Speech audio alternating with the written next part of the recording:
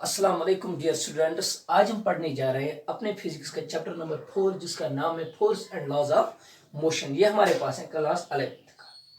सबसे पहले हम देखेंगे ये जो चैप्टर है ना, force and laws of motion, this is most important chapter.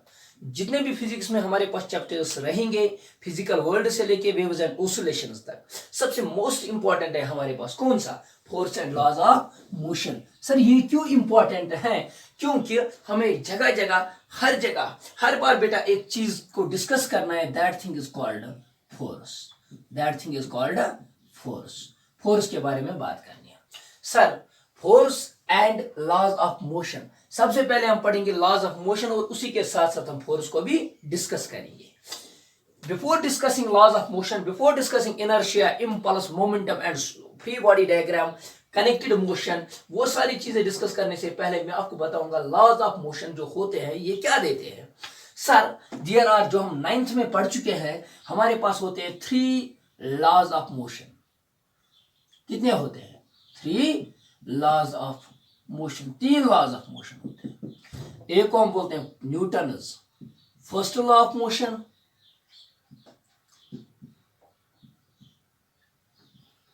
दूसरे को क्या बोलते हैं? सेकंड लॉ ऑफ मोशन,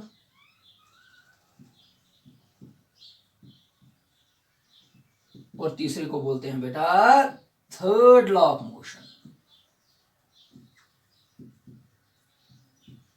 देखो बेटा, सबसे पहली बात, चाहे हमारे पास फर्स्ट लॉ ऑफ मोशन हो, चाहे हमारे पास सेकंड लॉ ऑफ मोशन हो, चाहे हमारे पास थर्ड लॉ ऑफ मोशन हो, तीनों के तीनों लॉज सिर्फ एक क्वांटिटी के बारे में बात करते हैं बेटा, सिर्फ एक क्वांटिटी के बारे में। उस क्वांटिटी को हम बोलते हैं फोर्स। उस क्वांटिटी को हम क्या बोलते हैं? फोर्स। इसीलिए यहां पे लिखा है force and laws of motion. चाहे फर्स्ट लॉ हो, चाहे सेकंड लॉ हो, चाहे थर्ड लॉ हो, तीनों की तीनों चीजें किसके बारे में बात करते हैं? फोर्स के बारे में। अच्छा, वेरी गुड। अब देखो first law of motion sir force के बारे में क्या बताता है? इसमें हम फोर्स के बारे में क्या बताएंगे बेटा? फर्स्ट लॉ ऑफ मोशन एक चीज करता है सर, क्या करता है? First law of motion defines force. Defines force. अब ये सबसे पहली चीज आपको पता होनी चाहिए, first law of motion what it defines force. Force एक एजेंट होता है जिसकी वजह से एक बॉडी में मोशन आती है या चलती हुई बॉडी को रेस्ट में लाता है, उस एजेंट को हम बोलते हैं फोर्स। वो चीज हम डिस्कस करेंगे फर्स्ट लॉ ऑफ मोशन में। फोर्स क्या होता है, ठीक है, वो हम फर्स्ट लॉ ऑफ मोशन में। फोर्स का मैग्नीट्यूड कितना होता है? अगर ये एक बॉडी है मेरे पास, ये एक ब्लॉक है मेरे पास, ये एक मैस है मेरे पास, इसको मैं फोर्स लगा रहा हूं, इसमें कुछ एक्सेलरेशन आया इस मैस में, तो कितना फोर्स इस पे लग रहा है, उस फोर्स का मैग्नीट्यूड हाउ मच, वो देता है बेटा second law of motion. Second law of motion gives us magnitude of force. Magnitude of force, ठीक है बेटा, कितना मैग्नीट्यूड होता है, कितना फोर्स लगता है, वो हमें सेकंड लॉ ऑफ मोशन देता है। ठीक है बेटा, पहला लॉ क्या देता है? Define force. दूसरा क्या करता है? मैग्नीट्यूड देता है। वो जो थर्ड मेरे पास है ना, थर्ड देता है बेटा नेचर ऑफ फोर्स। फोर्स कहां से लग रहा है, इसका नेचर क्या है, जब हम पढ़ेंगे every action there is equal and opposite reaction, वो चीज हम वहां पे डिस्कस करेंगे। That is known as nature of force. Before discussing force and laws of motion, it should be clear that first law of motion only defines force, second law of motion gives us magnitude of force, and third law of motion gives us nature of force। ये तीनों चीजें आप note करके रखो। अब यहां पे देखो, दैट मीन्स डायरेक्टली और इनडायरेक्टली तीनों की तीनों लॉज किसके बारे में बात करते हैं बेटा? फोर्स के बारे में। ठीक है, अब आगे देखो,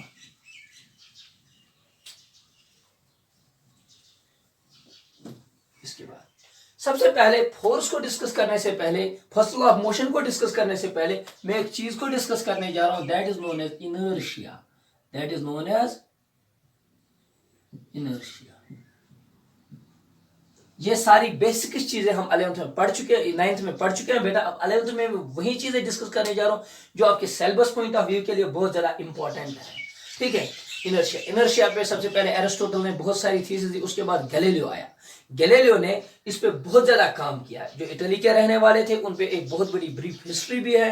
गैलीलियो ने कैसे बेटा वो टेलीस्कोप बनाया, उसके बाद उन्होंने कैसे देखा, फिर उनको फांसी दी गई, उस पर एक पिक्चर भी बनी है, वो स्टोरी अलग है, वो आप पढ़ोगे बेटा। लेकिन पहले मैं इनर्शिया को डिस्कस करूंगा। इनर्शिया जो है ना, इसका वर्ड बेटा डिराइव किया गया है वर्ड इनर्ट गैसेस से। इनर्ट गैसेस से। इनर्ट मतलब क्या होता है? इनर्ट गैसेस हम कहते हैं उन गैसेस को जो किसी दूसरे गैस के साथ रिएक्ट नहीं करते हैं। जैसे वो होते हैं बेटा वैसे ही रहते हैं, वो किसी और के साथ बॉन्ड नहीं बनाना चाहते हैं। बात समझ में आ रही है? वैसे ही उसी से निकला है इनर्शिया। सर इनर्शिया का लिंक क्या है? इनर्शिया मीन्स अगर कोई बंदा यहाँ पे बैठो, मान लो बेटा इस बेड पे कोई बंदा सोया है, ठीक है, ये अगर यहाँ पे सोया है, हम इसको कह रहे हैं चलो बेटा उठो, चलो उठो, चलो वो करो, ये करो, ये उठना नहीं चाहता है। दैट मीन्स ये किस पे है? सर ये रेस्ट पे है। तो अगर हम इसको कुछ कह रहे हैं ना करने को, ये रेस्ट से नहीं मार रहा है, ये अपनी जगह से नहीं हिल रहा है। दैट मीन्स इसमें भी यही प्रॉपर्टी आ गई, इनर्ट प्रॉपर्टी। इस इनर्ट प्रॉपर्टी को फिजिक्स में हम क्या कहते हैं? इनर्शिया। दैट मीन्स इस बॉडी में भी क्या आ गया? इनर्शिया। बात समझ में आ रही है? अब और एक चीज देखो बेटा, यहाँ पे कोई बंदा बैठा है, या और एक चीज मान लो हम एक नॉन स्टॉप एक गाड़ी है यहाँ पे,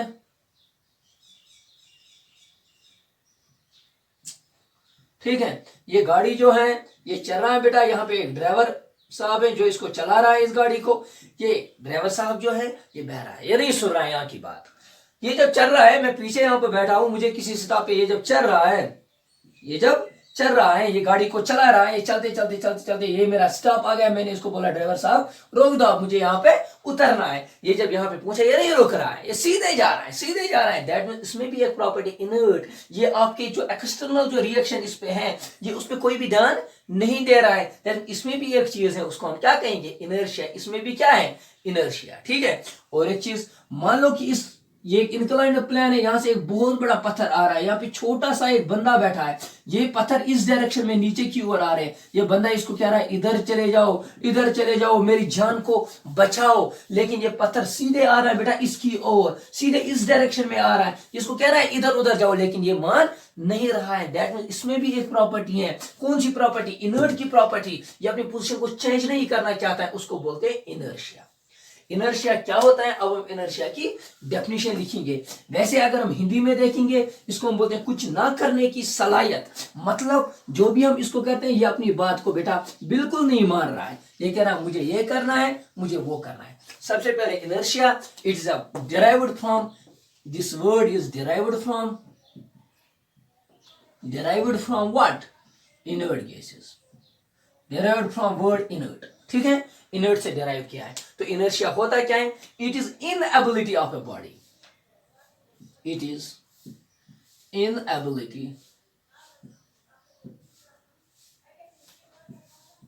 of a body due to which, उसके कारण ये क्या करना चाहता है? Due to which it does not,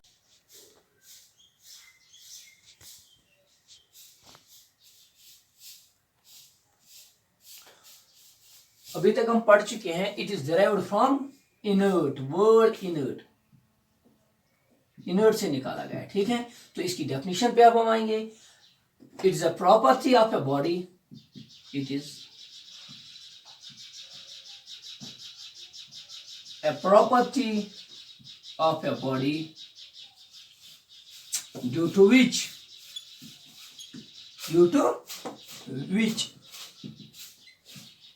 it does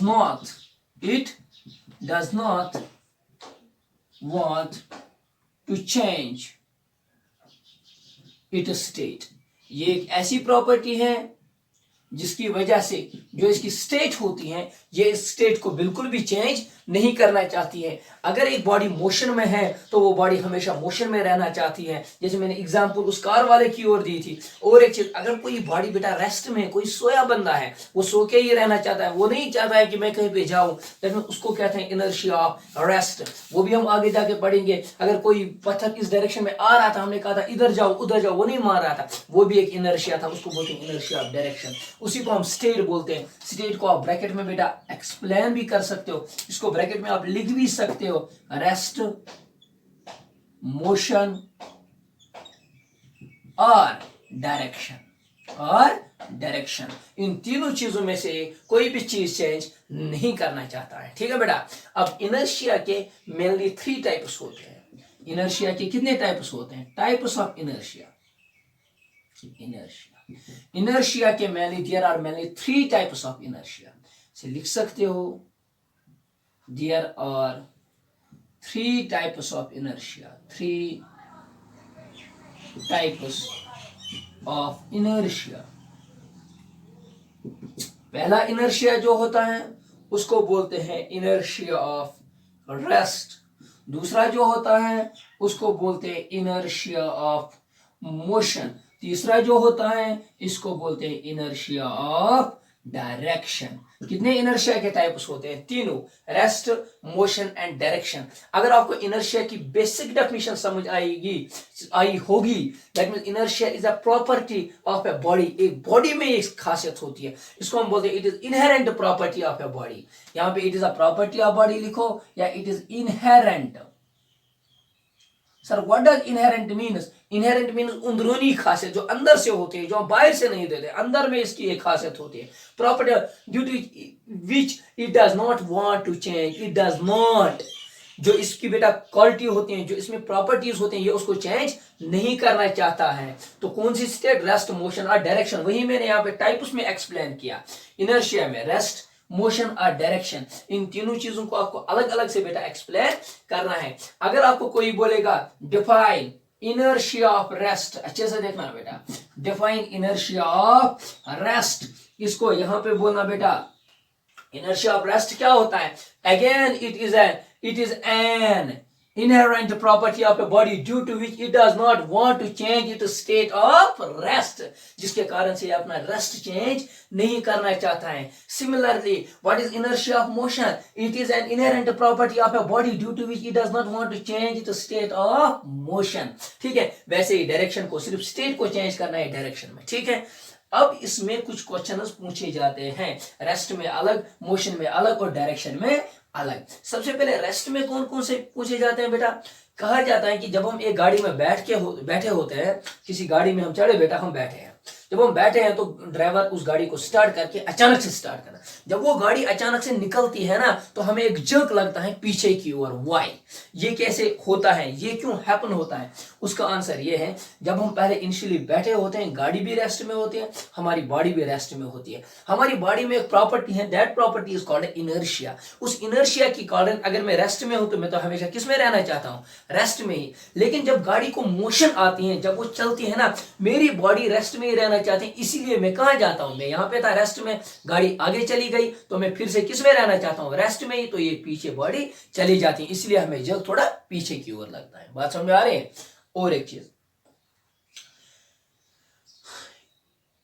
इसमें बहुत सारे क्वेश्चन और भी पूछे जाते हैं। जब हम एक मैटिंग को लेते हैं बेटा, उसको साफ करना होता है, उसमें जो डस्ट्स होते हैं वो निकालने होते हैं। ये मैटिंग मैंने ऐसे इस पे रखी है बेटा, ठीक है, इस पे एक मैटिंग को मैंने रखा, इस मैटिंग को मुझे साफ करना है। ठीक है, इसमें बहुत ज्यादा धूल है, बहुत सारी चीजें और है, इसको साफ करना है। जब मैं इसको ऐसे मारता हूं ना, तो वो धूल कैसे बाहर आती है वो पढ़ना है। मान लो कि ये मेरे पास मैटिंग का एक टुकड़ा है बेटा, इसमें धूल चढ़ी है, इसमें डस्ट है, डर्ट है, बाकी सारी चीज। जब मैं इसको ऐसे मारता हूं ना इससे, तो ये जो इसके डस्ट पार्टिकल्स है इनिशियली है रेस्ट पे। किस पे है? रेस्ट पे। जब ये रेस्ट पे है ना, मैंने यहां से उठाया, मैंने इसको मारा, दैट मींस इसको मैंने मोशन में लाया। ये जो कपड़े का टुकड़ा है इसको किस में लाया? मोशन में। लेकिन जो इसमें डस्ट पार्टिकल वो किस में रहना चाहते हैं? रेस्ट में। वो तो यहीं पे खड़ा रहेंगे, ये कहां जाएगा? पीछे। बिकॉज ऑफ ग्रेविटी वो उनको नीचे ले आती है। इसलिए बेटा इसमें से जो धूल होती है ना, इसमें जो डस्ट होती है ना, वो कैसे बाहर आती है?